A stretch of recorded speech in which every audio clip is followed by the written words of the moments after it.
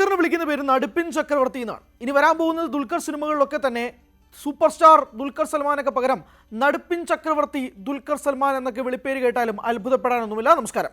കാന്ത എന്ന സിനിമയുടെ വിശേഷങ്ങളാണ് നമുക്ക് സംസാരിക്കാനുള്ളത്. ഭാഗ്യശ്രീ ബോസെ, സമുദ്രക്കനി, റാണ ദഗുപതി അങ്ങനെ തുടങ്ങിയ വലിയ താരനിര അണിനിരക്കുന്ന ഈ ചിത്രത്തിൻ്റെ one and only one man show, നട്ടല് എന്നൊക്കെ വിളിക്കാൻ പറ്റുന്നത് ദുൽഖർ സൽമാൻ തന്നെയാണ്.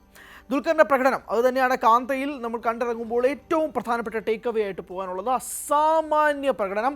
നടുപ്പിൻ ചക്രവർത്തി എന്ന രീതിയിൽ അദ്ദേഹത്തെ വിളിക്കുന്നത് എന്തുകൊണ്ടാണ് എന്നുള്ളത് ഈ സിനിമയിലൂടെ സംസാരിക്കും. ഈ സിനിമയ്ക്കകത്തുള്ള സിനിമയിലെ കഥ ആദ്യമായിട്ടൊന്നുമില്ലല്ലോ നമ്മൾ കാണുന്നത്.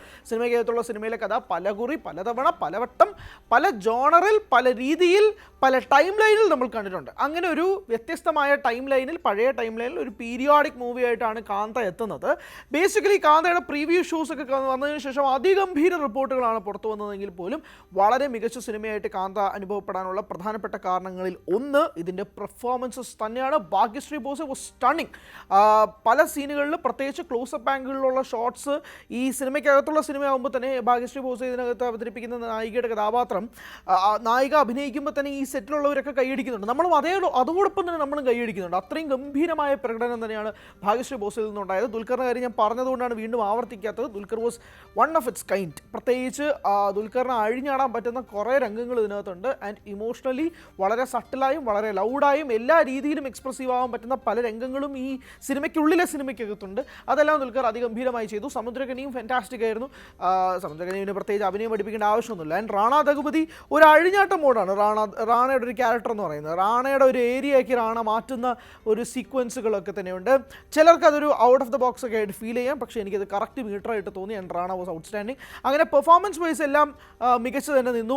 കഥാപരിസരങ്ങൾ നമ്മൾ കണ്ട് മടുത്ത പല പല രീതിയിലുമുള്ള കാര്യങ്ങളൊക്കെ തന്നെയാണ് ഈ സിനിമ സംസാരിക്കുന്നത് എന്നത് ഒഴിച്ചാൽ പോലും പെർഫോമൻസ് വൈസ് വളരെ മികച്ചു നിൽക്കുന്നുണ്ട്. ഏറ്റവും പ്രധാനപ്പെട്ട കാര്യം ഈ സിനിമയുടെ ഒരു ദൈർഘ്യമാണ്. 2 മണിക്കൂർ 43 മിനിറ്റ് ഉണ്ട് ഈ സിനിമയുടെ ദൈർഘ്യം എന്ന് പറയുന്നത്. പ്രത്യേകിച്ച് സെക്കൻഡ് ഹാഫ് ഒക്കെ ആകുമ്പോഴേക്കും ഇതിൻ്റെ ഒരു വേറെ ജോണറിലേക്ക് പോകും. ആദ്യത്തെ പകുതി വളരെ റൊമാൻറ്റിക് ആയിട്ടുള്ള നല്ല നല്ല മുഹൂർത്തങ്ങളൊക്കെ തരികയാണെങ്കിൽ രണ്ടാമത്തെ ഒരു ഇൻവെസ്റ്റിഗേറ്റീവ് രീതിയിലേക്ക് ഈ സിനിമ മാറുകയാണ്. ആ പരിസരത്തേക്ക് എത്തുമ്പോഴേക്കും പലതവണ റിപ്പീറ്റഡായിട്ട് വരുന്ന ചോദ്യങ്ങൾ, നമുക്ക് ഉത്തരങ്ങൾ അറിയാമെങ്കിൽ പോലും വീണ്ടും മറ്റേയാൾക്ക് ഉത്തരം അറിയാത്തത്, പ്രേക്ഷകന് ഉത്തരം അറിയാം, ആ കഥാപാത്രത്തിന് അതിൻ്റെ ഉത്തരം അറിയാത്തത് കൊണ്ട് മാത്രം വീണ്ടും റിപ്പീറ്റഡായിട്ട് വരുമ്പോൾ ഒരു ബോറടി പരിപാടിയൊക്കെ ഉണ്ടാക്കാനുള്ള സാധ്യത വളരെ കൂടുതലാണ്. പ്രത്യേകിച്ച് റെസ്പോൺസ് എടുക്കാൻ പോയ സമയത്ത് പലരും പറഞ്ഞൊരു കാര്യം കൂടിയാണ്. പക്ഷേ ഇതിന് ഏറ്റവും പ്രധാനപ്പെട്ട ഒരു പ്രമൈസ് എനിക്ക് വളരെയധികം ഇഷ്ടപ്പെട്ട ഒരു പ്രമൈസും കൂടിയാണ്. സിനിമയ്ക്കകത്തുള്ള സിനിമ അല്ലെങ്കിൽ സിനിമയിലെ താരങ്ങൾക്ക് സംഭവിക്കുന്ന കാര്യങ്ങൾ, അല്ലെങ്കിൽ അവരുടെ യഥാർത്ഥ ജീവിതം, അവരുടെ വ്യക്തി ജീവിതം, അതുപോലുള്ള പല പല സിറ്റുവേഷൻസ്, അല്ലെങ്കിൽ അവർ അഭിമുഖീകരിക്കുന്ന പ്രശ്നങ്ങൾ, നിലവിലുള്ള കാര്യങ്ങൾ, അവർക്കുണ്ടായ സ്ട്രെയിൻ, ബുദ്ധിമുട്ട് തുടങ്ങി നിരവധി കാര്യങ്ങളൊക്കെ ഈ സിനിമ സംസാരിക്കുന്നത് എന്നിലെ പ്രേക്ഷകന് വളരെയധികം ഹുക്ക് ചെയ്യപ്പെട്ടുന്ന ഒരു പരിപാടിയും കൂടി ആയതുകൊണ്ട് തന്നെ എനിക്ക് വളരെയധികം കണക്റ്റ് ആവുന്ന രീതിയിലേക്ക് കാര്യങ്ങൾ മാറുകയും ചെയ്തു. ഇതിൻ്റെ ബാക്കിയുള്ള പ്രത്യേകിച്ച് സെൽവമണി സെൽവരാജ് എന്ന സംവിധായകൻ ഒരു പുതുമുഖ സംവിധായകൻ്റെ ഇടയിൽപ്പെടുത്താൻ പറ്റുന്ന ഒരു വ്യക്തി കൂടെ തന്നെയാണ്. അദ്ദേഹത്തിൻ്റെ ഡോക്യുമെൻ്ററി സീരീസൊക്കെ ഉണ്ട്. അപ്പം അതൊക്കെ കണ്ടു നോക്കുന്നവർക്ക് മനസ്സിലാക്കാൻ സാധിക്കുമെന്ന് വിശ്വസിക്കുന്നു. അദ്ദേഹത്തിൻ്റെ ഒരു വലിയ ഒരു ജൈജാൻറ്റിക് പ്രകടനം തന്നെ ഈ സിനിമയ്ക്കകത്തുണ്ട്. പ്രത്യേകിച്ച് ഇതിൻ്റെ സെറ്റിംഗ് പരിപാടിയിലോ അല്ലെങ്കിൽ ഇതിൻ്റെ സ്ക്രീൻ പ്ലേ പരിപാടിയിലോ ഒക്കെ തന്നെ അദ്ദേഹം മികച്ച രീതിയിൽ വർക്ക് ചെയ്തിട്ടുണ്ട്. അതിന് ആർട്ട് ഡിപ്പാർട്ട്മെൻറ്റ് വളരെ രസകരമായിട്ട് ഫീൽ ചെയ്തു. അതിൻ്റെ കോസ്റ്റ്യൂം ഡിപ്പാർട്ട്മെൻറ്റ്സും വളരെ രസകരമായിട്ട് തോന്നി. എല്ലാം ആ കാലഘട്ടത്തിനനുസരിച്ച് മാത്രമല്ലാതെ ഓരോ കഥാപാത്രത്തിന് അവരുടേതായ ഷെയ്ഡ് ഓഫ് ഒരു ക്യാരക്ടറൈസേഷൻസ് ഉണ്ട്. അവർക്ക് അതനുസരിച്ച് അവരുടെ വസ്ത്രങ്ങളുണ്ട്.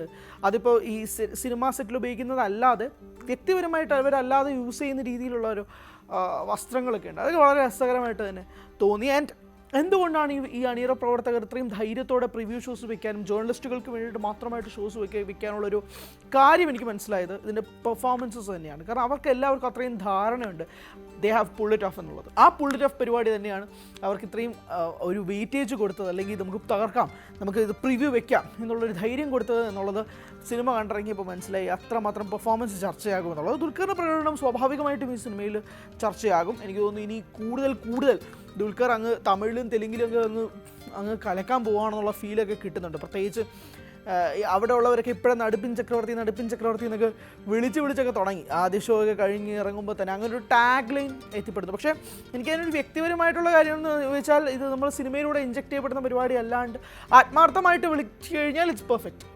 നമ്മൾ സിനിമയിൽ നമ്മുടെ പേര് അങ്ങനെ പറയുന്നു എന്നതുകൊണ്ട് മാത്രം ആളുകൾ വിളിക്കുന്നത് വേറെ, നമ്മളായിട്ട് ഏൺ ചെയ്തെടുക്കുന്ന പേര് വേറെ. അപ്പോൾ എങ്ങനെയായാലും ദുൽഖർ എന്തായാലും അവിടെ ഒരു പേരുണ്ട്. ദുൽഖർ അവിടെ ഒരു സൂപ്പർ സ്റ്റാറാണ്. തെലുങ്കിൽ പ്രത്യേകിച്ച്, തെലുങ്കിലും തമിഴിലും ദുൽഖർ സൂപ്പർ സ്റ്റാർട്ടത്തിലേക്കൊക്കെ പൊയ്ക്കൊണ്ടിരിക്കുക. തെലുങ്കിൽ ഓൾറെഡി ആയി, തമിഴിൽ വീണ്ടും ദുൽഖർ ഇങ്ങനെ കയറിക്കൊണ്ടിരിക്കുകയാണ്. ഹാപ്പി ടു സീ അങ്ങനെ ഒരു പോക്ക്, വലിയൊരു ജേണി എന്നുള്ളത് തന്നെ. ഇനി ഐ ആം ഗെയിമിനൊക്കെ കട്ട വെയിറ്റിംഗുമായിട്ട് നിൽക്കുകയാണ്. സോ എന്തായിരിക്കും കാന്ത എന്നുള്ള, ഈ കാന്ത കണ്ട പ്രേക്ഷകരാണ് നിങ്ങളെങ്കിൽ നിങ്ങളുടെ അഭിപ്രായങ്ങൾ പറയുക. എനിക്ക് വളരെയധികം ഇഷ്ടപ്പെട്ടൊരു സിനിമയായിട്ട് തന്നെയാണ് കാന്തയെ ഞാൻ വിലയിരുത്തുന്നത്.